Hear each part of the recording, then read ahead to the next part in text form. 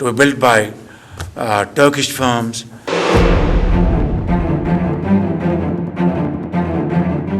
আমদানি নয়, বরং ভারতকে দমনে এবার পঞ্চম প্রজন্মের যুদ্ধ বিমান তৈরির কাজ নিজেদের হাতেই তুলে নিয়েছে পাকিস্তান। আর শাহবাজ শরীফের দেশটিকে আকাশ দাপিয়ে বেড়ানোর এই কাজে সহায়তা করছে দুই পরাশক্তি, তুরস্ক ও চীন। ভারতীয় গণমাধ্যমগুলো বলছে, অত্যাধুনিক স্টেলথ প্রযুক্তি যুদ্ধবিমান তৈরিতে বেশ কয়েক বছর ধরেই আজম নামের এক প্রকল্প চালিয়ে যাচ্ছে ইসলামাবাদ। আর তুরস্ক ও চীনের মতো দুই মিত্রের সহায়তায় অচিরেই এই প্রকল্পের সাফল্য নিয়েও আশাবাদী শাহবাজ শরীফের দেশটি।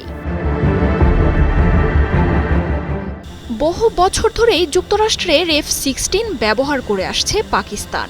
তবে এই যুদ্ধ বিমানকে ভারতের বিরুদ্ধে ব্যবহার না করার মতো এক শর্ত জুড়ে দিয়েছে মার্কিন প্রশাসন। দেশ জুড়ে তোলপাড়, ওয়ালটন ফ্রিজ কিনে আপনিও হয়ে যেতে পারেন মিলেনিয়ার। শুধু সন্ত্রাসীদের বিরুদ্ধে এই যুদ্ধ বিমান দিয়ে হামলা চালানোর অনুমতি রয়েছে রাওয়ালপিন্ডির সেনাকর্তাদের। তবে সবচেয়ে বড় শত্রু ভারতকে কাঁপিয়ে দিতে এবার বিমান বাহিনীকে ঢেলে সাজানোর পরিকল্পনা নিয়েছে শাহবাজ শরীফের সরকার। কোটি কোটি ডলার ব্যয় করেও শর্ত জুড়ে আমদানি করে নয়, বরং আধুনিক লড়াইয়ের মূল মন্ত্র যুদ্ধ বিমানকে এবার ঘরের মাটিতেই তৈরির সিদ্ধান্ত নিয়েছে পাকিস্তান। সব ঠিকঠাক থাকলে 2047 সালের মধ্যে পঞ্চম প্রজন্মের লড়াকু জেটের একটি বহরকে আকাশ বাহিনীতে যোগ করার লক্ষ্য নিয়ে কাজ করছে ইসলামাবাদ। প্রজেক্ট আজম নামে এক প্রকল্পের কাজ অতি গোপনে শুরু করেছে শাহবাজ শরীফের বাহিনী। আনন্দবাজার বলছে, 2017 সাল থেকেই অতি গোপনে এই প্রকল্পটি চালিয়ে আসছে পাক সরকার। পঞ্চম প্রজন্মের যুদ্ধবিমান তৈরিতে বিশেষ কয়েকটি প্রযুক্তির প্রয়োজন হয়। তার মধ্যে অন্যতম হল উন্নত এভিওনিক্স এবং সেন্সর ইন্টিগ্রেশন। তাছাড়া এই জেটের ইঞ্জিন তৈরিও সহজ কাজ নয়।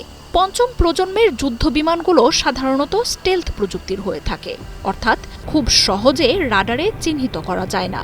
এছাড়াও ক্ষেপণাস্ত্র বহনের ক্ষমতাও থাকে বিমান তৈরির ক্ষেত্রে। পাকিস্তানের নিজের হাতে এ ধরনের প্রযুক্তি আছে কিনা তার নিশ্চয়তা নেই। তবে এমন প্রকল্পে তুরস্ক আর চীন যে দেশটিকে সব ধরনের সহায়তা দেবে তা নিশ্চিত। আর পরাশক্তি এই দুই দেশের সহায়তায় বিশ্বের অন্যতম শক্তিশালী যুদ্ধবিমান তৈরির সাফল্য নিয়ে অনেকটাই নিশ্চিত ইসলামাবাদ। কিছুদিন আগেই পাকিস্তান সফর করেন তুরস্কের প্রেসিডেন্ট রিসেপ তাইয়েব এরদোয়ান। বর্তমান বিশ্বে তুরস্কের সামরিক শক্তি যে কতটা অপ্রতিরোধ্য হয়ে উঠেছে তা সবারই জানা। পাকিস্তানে এসে ইসলামাবাদের সাথে যৌথ উদ্যোগে পঞ্চম প্রজন্মের কান যুদ্ধবিমান তৈরির কথাও উঠে আসে সে সময়। তবে দেশীয় যুদ্ধবিমান তৈরির কাজ চালালেও এই সময়ের মধ্যে শত্রুকে টেক্কা দিতে চীনের তৈরি J-30 স্টেলথ 1 যুদ্ধবিমান কেনার সিদ্ধান্তও একরকম নিয়ে ফেলেছে Islamabad. MOUs which have been signed today, including Marjia উপমা, 71।